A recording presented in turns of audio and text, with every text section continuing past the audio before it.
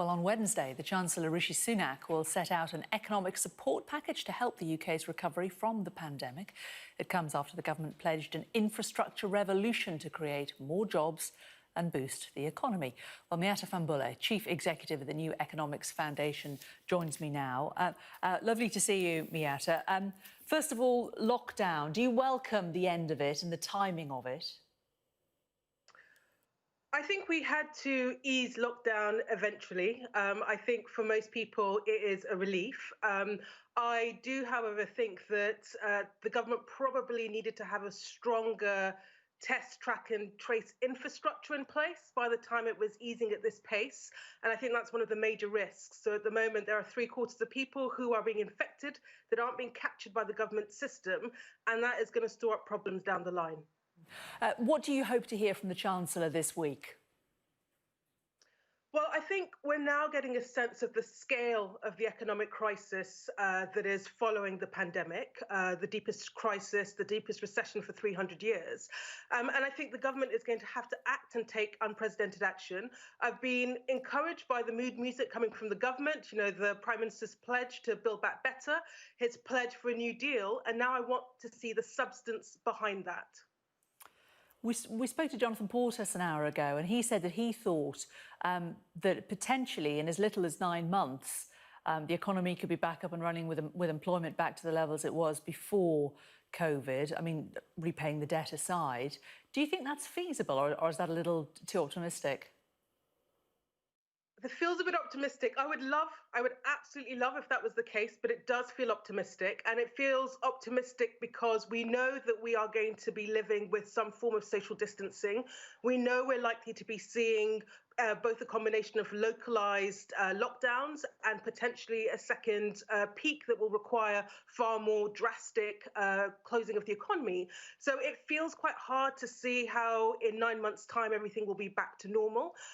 But I think, we have a chance of both accelerating the pace of our recovery, but also ensuring that we, recover better from this crisis, because I don't think it's enough for us just to recover and go back to where we were. I think we've got to try and build back better.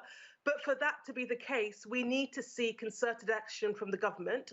And I think the statement this week is the first step in that. And I think there are some key things that we want to see from the government to both protect jobs, create jobs, as well as ensure that those people that lose their jobs are provided adequate protection.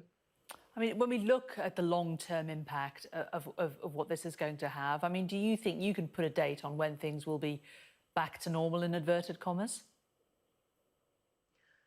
So, I think part of it depends on how the government manages the crisis. I think there is a very dark road in which the sting of the crisis, the scarring for the crisis is with us for years and years to come, which is why I think it is absolutely critical that the government acts and acts decisively. And to be fair to the government, in the heat of the pandemic, it took decisive action through the furlough scheme.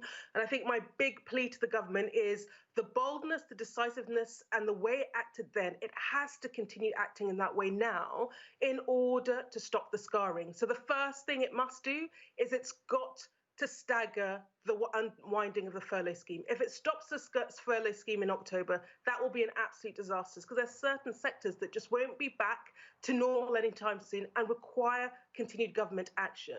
I think the second for me is that, we know that there's going to be unemployment. It's likely to be in the levels that we haven't seen since the 1980s. So we need to beef up our social security system. And we think we should be offering a minimum income guarantee.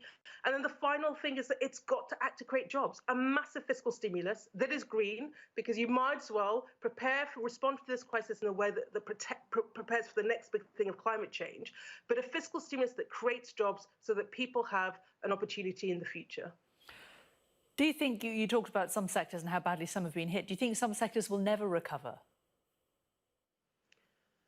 I think it's going to be really tough. I think, if you listen to the cultural sector, for example, they're very clear that unless there is concerted and decisive action and investment and essentially a bailout for the cultural sector from the government in the next few weeks, that many theatres, many parts of our cultural infrastructure won't exist. after the end of this year. So it is pretty grave, it's pretty dire, and which is why I go back to this is not the time for us to shy away. We are not out of this yet.